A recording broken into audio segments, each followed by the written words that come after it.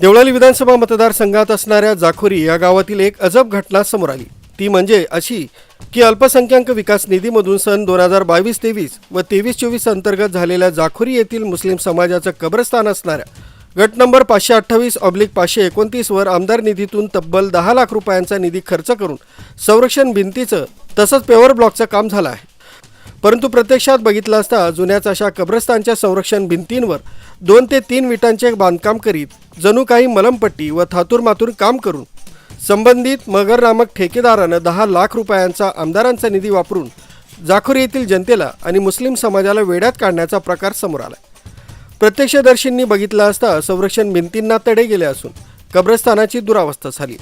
अशा या निकृष्ट दर्जाच्या कामाची सखोल चौकशी होऊन संबंधितांवर कारवाई करण्यात यावी, अन्यथा जनआंदोलन करण्यात येईल असा इशारा यावेळी मुस्लिम बांधव व गावकऱ्यांनी दिला। या संदर्भात ग्रामपंचायतीला निवेदनही देण्यात आलं।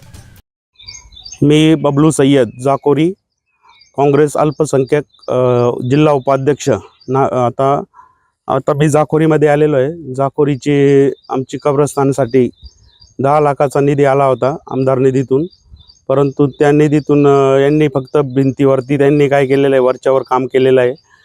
ऑलरेडी इन्स्ट्रुमेंटमध्ये RCC इन्स्ट्रुमेंट बांधकामाचा आलेला होता, परंतु त्यांनी फक्त भिंतीवरती 1 ते 2 फुटाचा काम केलेलं आहे।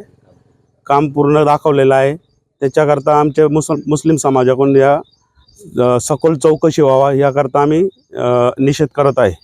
तरी पण जो पण कॉन्ट्रॅक्टर आहे किंवा ज्यांच्याकडून निधी आलेला आहे यांनी व्यवस्थित याचा पाठपुरावा करावा आणि परत आपल्यासाठी यांनी RCC कॉलममध्ये काम करून आणि कब्रस्तानची वॉल कंपाऊंड पूर्ण करून द्यावे। आता आम्ही ग्रामपंचायतीमध्ये निवेदन दिलेलं आहे, परंतु ते ग्रामपंचायतीनं पूर्ण इथं आल्यानंतर सगळं पाठपुरावा चेक करून सखोल काम करून द्यावा।